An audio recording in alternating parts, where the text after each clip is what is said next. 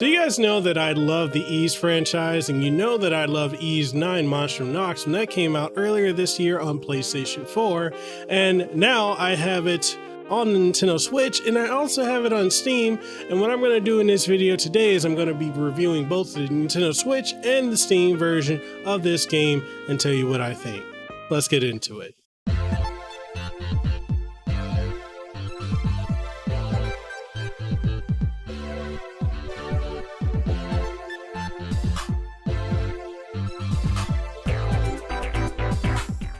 Before we kick this video off, I want to give a huge shout out to NIS America for providing a review copy of Ys VIII Monstrum Nox for Nintendo Switch as well as for Steam.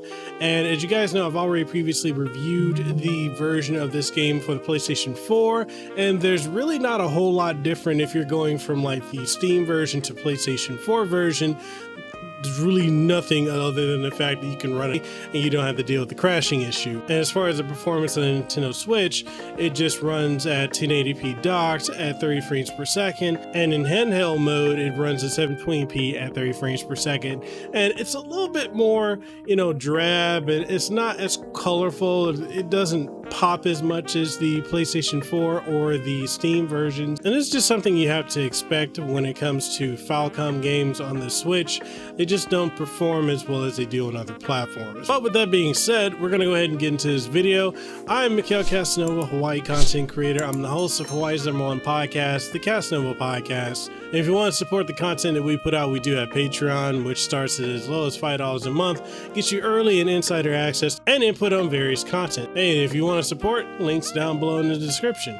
With that being said, let's go ahead and get into Ys VIII Monstrum Nox for Switch and for Steam. Monstrum Nox kicks off with wandering adventurer Adol Christian and longtime companion and best friend Dogi the Wall Crusher, traveling to Balduke, better known as the Prison City, which is under Roman control and is to the northeast of Asteria in the Gillian region.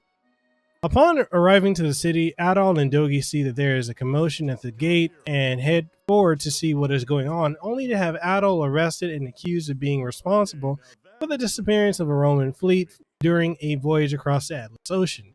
During his escape, Adol happens across a mysterious cloaked woman known as Aprilis and is then shot with a bullet from her gun and is then cursed, allowing him to turn into a being known as a monstrum called the Crimson King.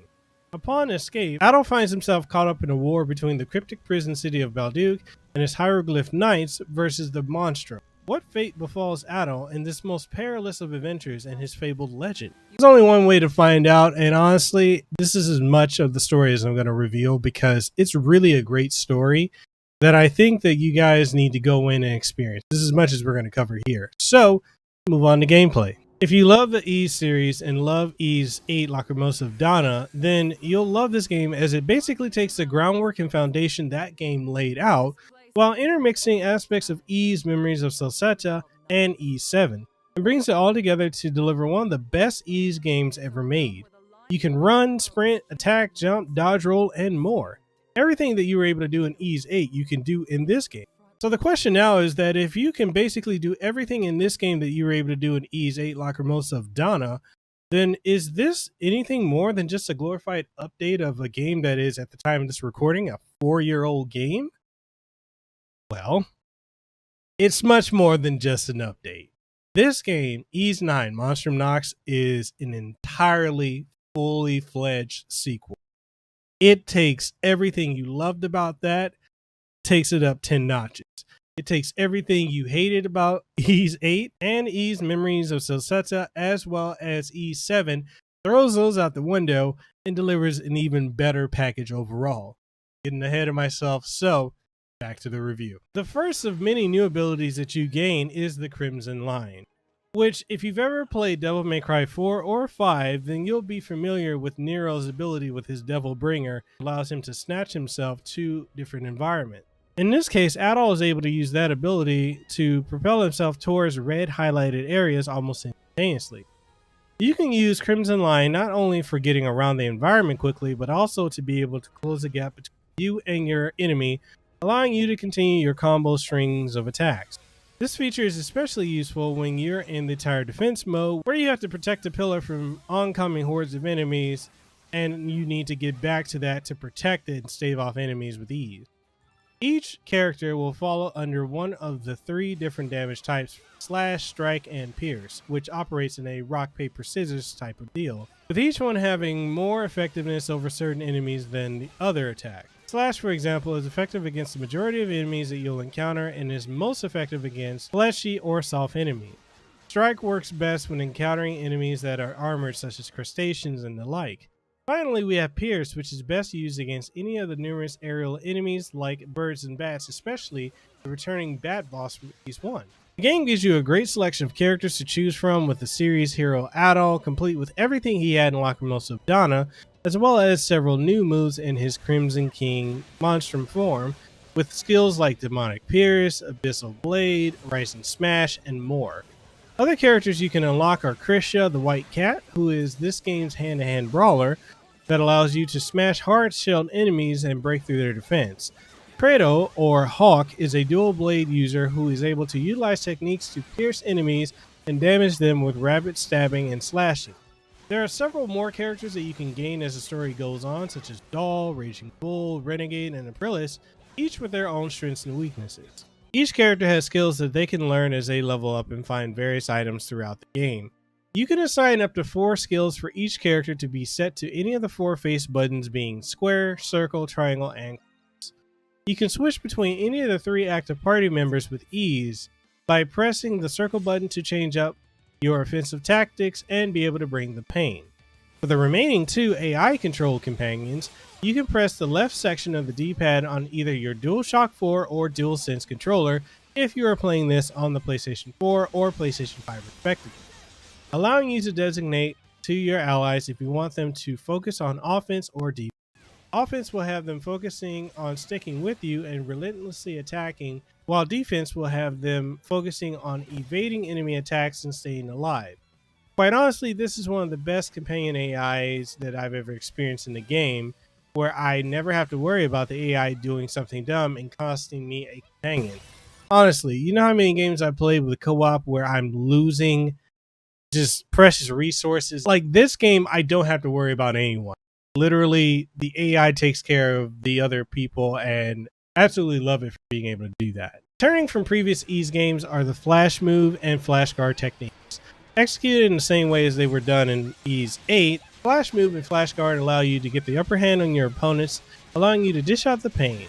Flash move is activated by pressing L1 right before the enemy attack lands on you, and if done properly, you will gain a few moments of invincibility along with a bullet time like slowdown, allowing you to get in tons of hits on enemies. Flash guard allows you to not only avoid taking damage, but also allows you to build up your boost gauge and allows you to deliver some critical hits with all of your attacks for a brief moment. Holding R1 and pressing L1 will cause your character to activate the boost mode, which will allow you to enhance not only your attacks and skills, but also take less damage, recover your SP rate, and restore HP and generally ramp up your character's speed. Activating this function means you will need to build your boost gauge by boosting, which is done by successfully landing attacks on your enemy or using flash guard. Your boost gauge will deplete if you never end up activating it, so do be aware of that. Extra skills are activated by holding R1 and pressing L1 after activating boost mode and allow you to activate the most devastating attacks for each of your characters and leveling the surrounding enemies in the environment. Once you activate the extra skill, you will see a cut-in animation, and that will lead to your character doing their move, and once finished, it will fully drain your boost gauge. While roaming about the city and fields, you'll come across various black sphere pillars which will bring about Luminaries, which will switch you from your regular form to your monstrum form to do battle with the demons of Monstrum Nox. As you continue to defeat more and more of the Luminaries, you'll eventually start building up your Nox gauge. Once filled, will bring about miasma vortexes that act as barriers to progressing in the city and surrounding areas. You'll need to enter the miasma vortexes and conquer the Monstrum Nox within to progress in the story and explore new areas. Each miasma vortex will have information as to what you will be facing, as well as the recommended level you should be at before attempting to enter it. Quests are available both at the bulletin board at the Dandelion or found in the city by approaching NPCs with a green exclamation point over their heads. Examining quests at the bulletin board will give you all the pertinent story information for the quest, from the client's name to the priority of the quest, the deadline to complete it, and the reward for doing so. I highly implore you to do the side quests in the game, because not only do they explore and open up more of the city of Belduke, but they also give you more of an insight into each of the individual characters, from the NPCs to the characters that you have in your party, as well as even insights into Adol's personality, his thoughts, and his feelings towards situations that occur.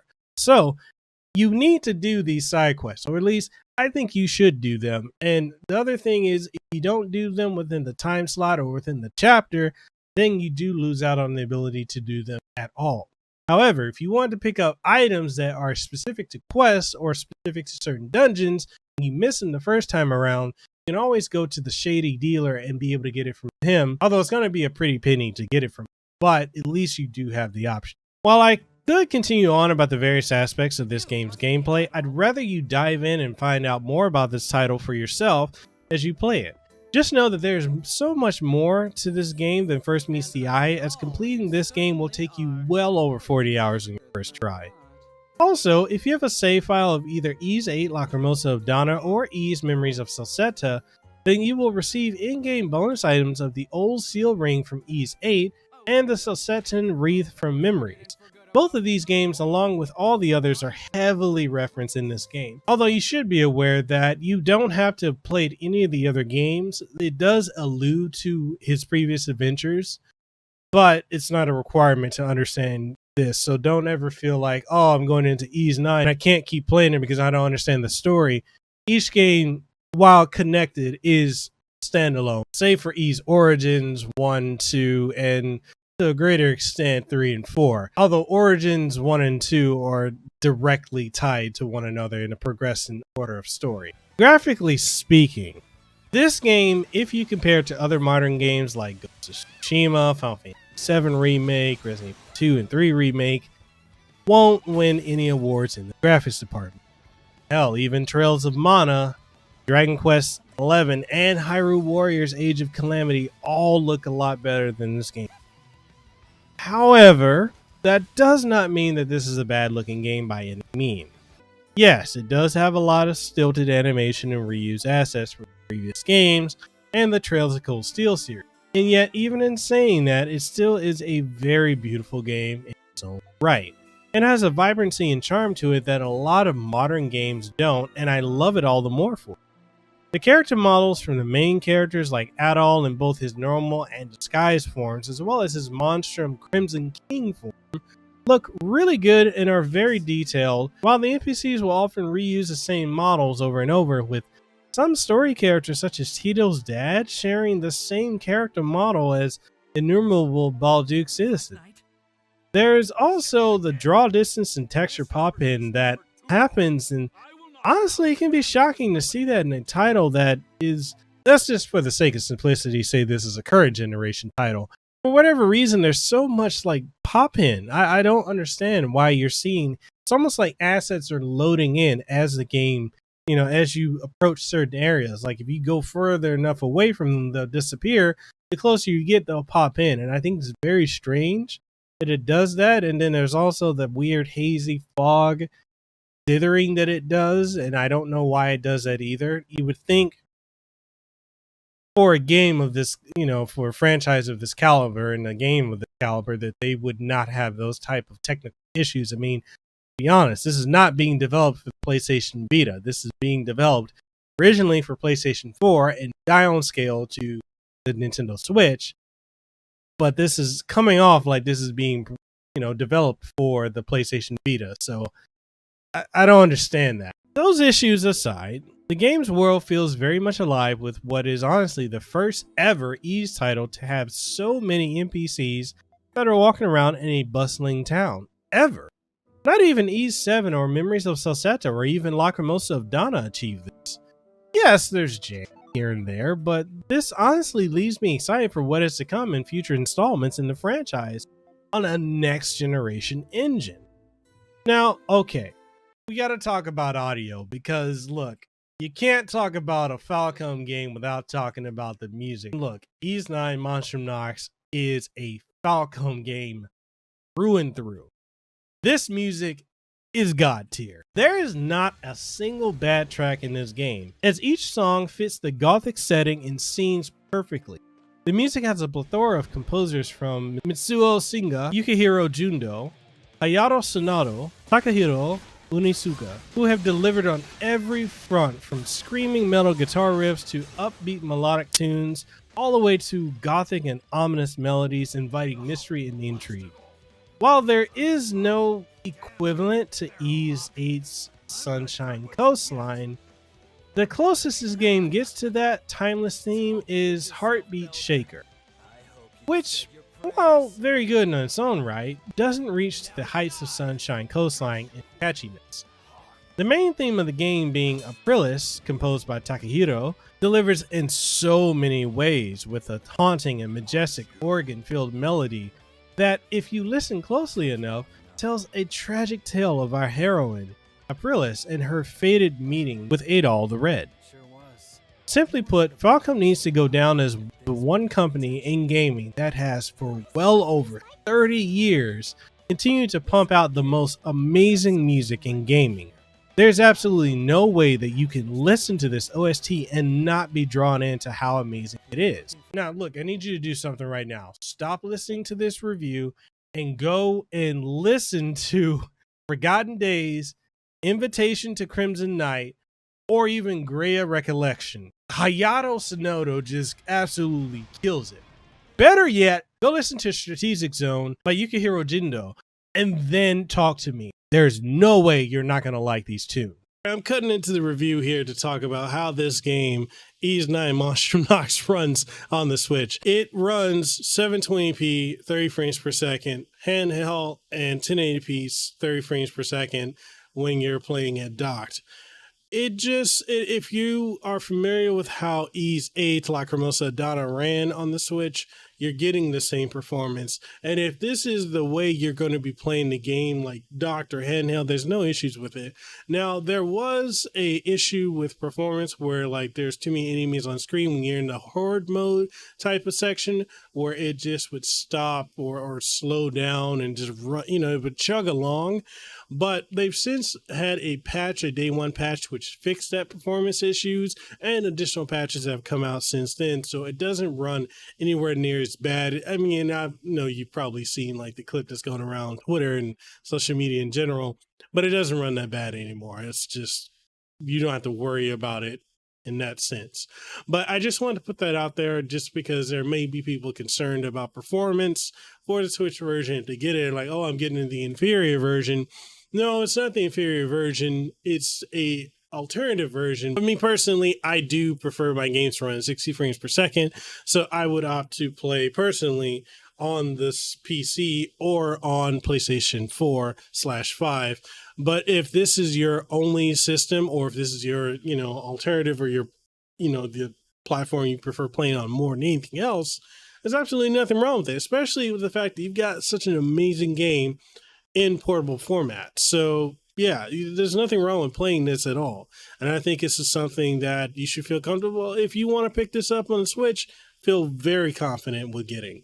With that being said, let's get back to the regular review. Okay, here's the wrap up. Here's the rub. Ys VIII Monstrum Nox is a 2021 Game of the Year contender.